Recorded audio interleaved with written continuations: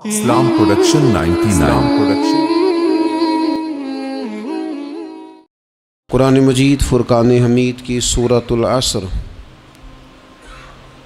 امام طبرانی رحمۃ اللہ علیہ نے لکھا ہے کہ صحابہ کرام علیہم رضوان کا یہ طریقہ تھا کہ جب وہ ایک دوسرے سے ملاقات کرتے تو سلام کے بعد سورہ عصر کی تلاوت کرتے تھے۔ اس سورہ مقدسہ کے اندر اللہ تبارک و تعالیٰ نے بندہ مومن کی زندگی کا جو دستور ہونا چاہیے وہ بیان فرما دیا ہے۔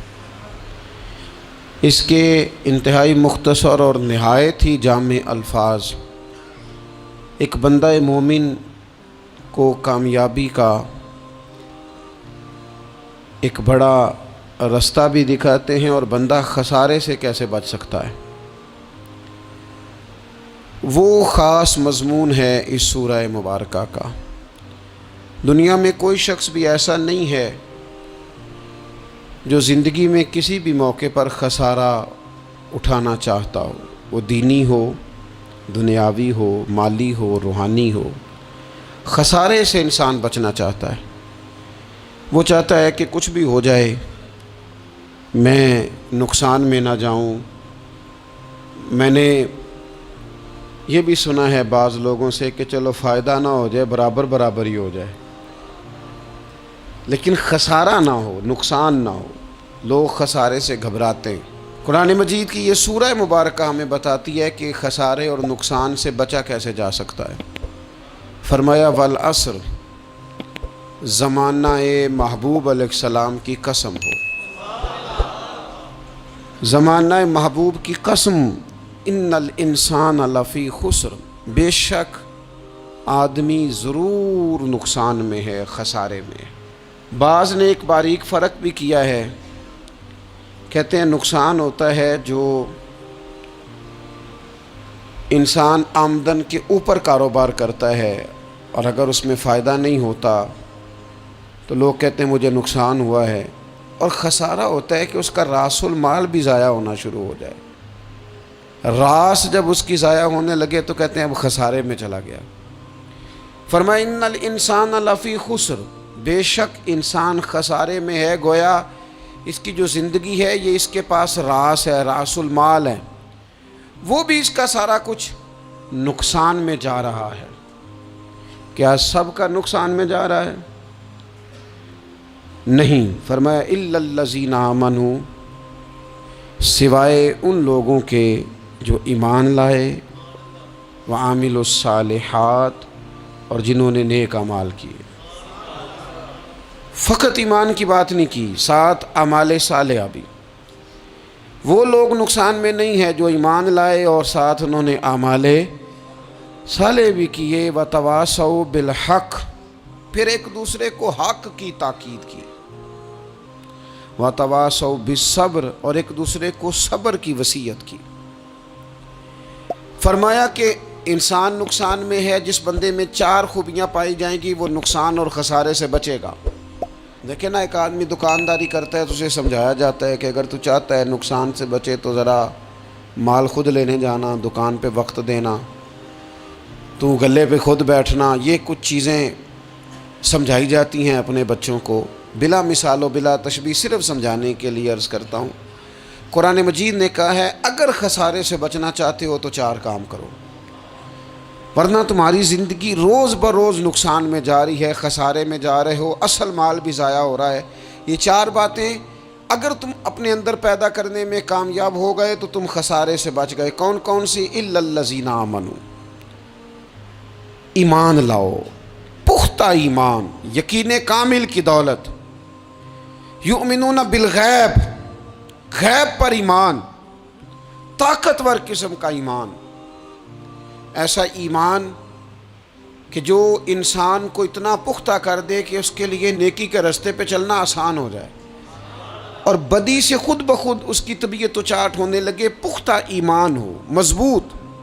وعاملوا الصالحات، اور پختہ ایمان کے بعد پھر اعمال صالحہ سے اپنے آپ کو آراستہ کرو۔ تمہاری زبان سچ بولے، تمہاری آنکھیں شرم و حیا والی ہوں، تمہارا وجود جب بھی قبول کرے رزق حلال ہی کو قبول کرے، سوچیں ستھری ہوں، نظریات پاکیزہ ہوں، طبیعت خیر خائی والی ہو، کسی کے لیے اچھے جذبات رکھتے ہو، تمہارا وجود نفع بخش ہو، ہمیشہ کسی کا بھلا کرنے کی خواہش طبیعت میں مچلتی رہتی ہو، اعمال صالحہ سے اپنے آپ کو آراستہ کرو، صوم و صلات کی پابندی ہو، نماز کا خیال ہو، نماز کے قیام کا خیال ہو، ظاہری باطنی آداب کے ساتھ اللہ کے حضور عبادت کے لیے حاضر ہونا تمہارا جذبہ ہو، ایمان اور اعمال صالحہ، یہ دو خوبیاں، وَتَوَاصَوْا بِالْحَقِّ، پھر ایک دوسرے کو نا حق کی تاکید بھی کرو، نیرا بیٹھ نہیں جانا نیک اعمال کر کے، حق نے کی ہیں تیرے ذمے دوہری ذمہ داریاں، خود تڑپنا بھی ہے اوروں کو تڑپانا بھی ہے، نیرا تو نے خود ہی نہیں تڑپنا، تیری ذمہ داری یہ ہے کہ کسی اور کو بھی تو تڑپائے، وَتَوَاصَوْا بِالْحَقِّ، تاکید حق کرنی۔ ہمارے اندر نا ایک بہت بڑا مسئلہ ہے، دو حکم ہے شریعت کے، ایک ہے امر بالمعروف، ایک ہے نہی عن المنکر، نیکی کا حکم دینا اور برائی سے منع کرنا۔ میں نے دیکھا ہے کہ بڑی کمزوری پائی جاتی ہے، نیکی کی بات لوگ پھر بھی کر لیتے ہیں، لیکن نہی عن المنکر، کسی بندے کو برائی سے روکنا، منع کرنا، طبیعت ہوتی ہے گڈ بک میں رہنے کی، مزاج ہوتا ہے سب کی آنکھوں کا تارا بننے کا، اپنے گھر کے اندر بھی اتنی جرت کا مظاہرہ نہیں کرتے کہ غلط کو غلط کہہ سکیں، حق بات کی تائید کر سکیں، طاقت ہی نہیں ہوتی۔ ایسی عجیب سیاست سکھا دی گئی ہے کہ ہر شخص ایک عجیب رنگ میں اپنی زندگی بتانا چاہتا ہے۔ قرآن مجید کہتا ہے خسارے میں چلے جاؤ گے اگر کلمہ حق تمہاری زبان پر نہیں آتا، اگر کلمۃ الحق ادا کرنے کی تمہارے اندر طاقت نہیں ہے تو تم نے ضائع کر دیا سارا وقت، حاصل کیا کیا؟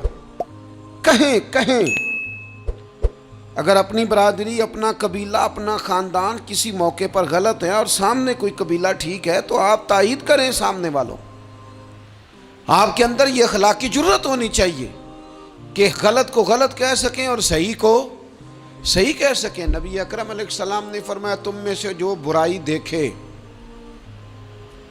وہ چاہیے اسے کہ وہ ہاتھ سے بدل دے، مظاہرہ کرے جرت کا کہ میں نہیں ہونے دوں گا، اور فرمایا اتنی طاقت نہ ہو تو زبان سے ہی کہہ دے، اعلان کرے برائی کے خلاف، اور فرمایا یہ بھی نہ کر سکے تو دل میں ہی برا جان لے، ذالک اضعف الایمان، یہ کمزور ایمان کی علامت ہے۔ تو حق بات کا مزاج، او جی میں نے اپنی قبر میں جانا ہے، او میاں آپ کے ذمہ اللہ تعالیٰ نے قانون لگایا ہے، کنتم خیر امۃ اخرجت للناس تأمرون بالمعروف وتنہون عن المنکر، تم نے لوگوں کو بھلائی کا حکم دینا ہے اور برائی سے منع کرنا ہے۔ غلط کام ہو رہا ہو تو آپ غلط کو غلط ہی نہیں کہیں گے، آپ کی طبیعت اس طرح کی ہو جائے کہ آپ بات چپ سادھ لیں، آپ کی زبان پر کسی مظلوم کے حق میں کوئی کلمہ ہی نہ آئے۔ ایک بستی میں 2-3 لوگ بڑے نیک رہتے تھے اور باقی بستی ساری گناہوں میں، معاذ اللہ، اللہ کی نافرمانیوں میں، حدوں کو توڑنے میں مشغول تھی۔ اللہ کریم نے فرشتوں کو حکم دیا کہ اس بستی کو الٹ دو۔ فرشتوں نے عرض کی مالک وہاں تیرے 2-3 نیک بندے بھی تو رہتے ہیں، تو رب کریم نے فرمایا سب سے پہلے انہیں تباہ کرنا، مالک نیکوں کو، پرہیزگاروں کو۔ فرمایا یہ کس طرح کے پرہیزگار ہیں، خود تو نمازیں پڑھتے رہے اور میری نافرمانی دیکھ کے کبھی ان کے ماتھے پر شکن تک نہیں آیا، کبھی ان کی طبیعت پر بوجھ نہیں بنا کہ لوگ دین کی حدیں توڑ رہے ہیں میں کم از کم زبان سے ہی کہہ دوں، نہ کبھی سوچا ہی نہیں کہ شریعت اسلامیہ کو سر عام پامال کیا جا رہا ہے اور کوئی کلمہ ان کی زبان سے ادا نہیں ہوا۔ پہلے ان لوگوں کو تباہ کرنا، خود تڑپنا بھی ہے، اوروں کو تڑپانا بھی ہے، اپنی زندگی میں حق کہنے کا مزاج پیدا کریں، کسی کو روکیں کہ میاں یہاں تو غلط ہے۔ ہم سے لوگ مشورہ لینے آتے ہیں، ہم ہاں میں ہاں ملا کے گزر جاتے ہیں۔ اگر آپ کو محسوس ہونا کہ سامنے والا بندہ جو آپ کے پاس بیٹھا ہے وہ بات درست نہیں کر رہا تو یہ جرت پیدا کریں، اگرچہ حکمت سے کہیں، دانائی سے کہیں، اچھے جملوں کا چناؤ کر کے کہیں، لیکن اس کو کہیں، اس کو سمجھائیں کہ یہاں تو بھی غلطی پہ ہے۔ اور غلطی دلیر لوگ مانا کرتے ہیں، دلیر لوگ، بزدلوں نے بھی کبھی غلطی مانی ہے؟ بزدل تو اپنی غلطیوں پہ دلیلیں دیتے ہیں، نہیں میرا یہ مطلب تھا، نہیں میں یہ. بزدل ساری زندگی کہتے ہیں میں ناکام ہوا فلانے کی وجہ سے، میں پیچھے رہ گیا فلانے کی وجہ سے. او خدا کے بندے تو بزدل ہے، اس لیے تو نہیں. اگر تو طاقتور ہوتا تو کم از کم اپنی غلطی تو اپنے کھاتے میں ڈالتا. تو اپنی غلطیاں بھی کسی کے کھاتے میں ڈال رہا ہے، یہ بزدلی ہے. تو فرمایا ایمان لائیں، اچھے اعمال کریں اور حق بات کی تاکید کریں. اچھا جب حق بات کی بات کریں گے تو یہ ہو نہیں سکتا پھر تکلیف نہ آئے، پھر مخالفت نہ ہو، پھر ساری دنیا ٹھیک ہے، یہ ممکن نہیں ہوتا. اب مشکل آئے گی تو فوراً کہا وَتَوَاصَوْا بِالصَّبْرِ، ایک دوسرے کو صبر کی وصیت کریں. مشکل تو آئے گی، جب آپ حق بات کہیں گے تو کچھ لوگوں کے مفادات پر چوٹ بھی لگے گی، کچھ لوگ مخالفت بھی کریں گے. آپ کی زندگی اگر صبر و تحمل والی ہے تو آپ کوئی کام کر جائیں گے، آپ کوئی مشن اس کی تکمیل کر جائیں گے اگر مزاج میں صبر ہے. اور اگر صبر نہیں ہے، ٹھہراؤ نہیں ہے، چند قدم نہیں چل سکتے، تھوڑی دیر بھی آپ آگے کی طرف نہیں بڑھ سکتے اگر صبر نہیں.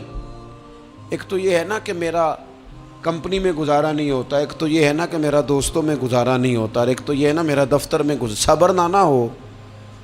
ذمہ داری سے کہہ رہا ہوں، صبر نہ ہو تو ماں باپ سے بھی گزارا نہیں ہوتا.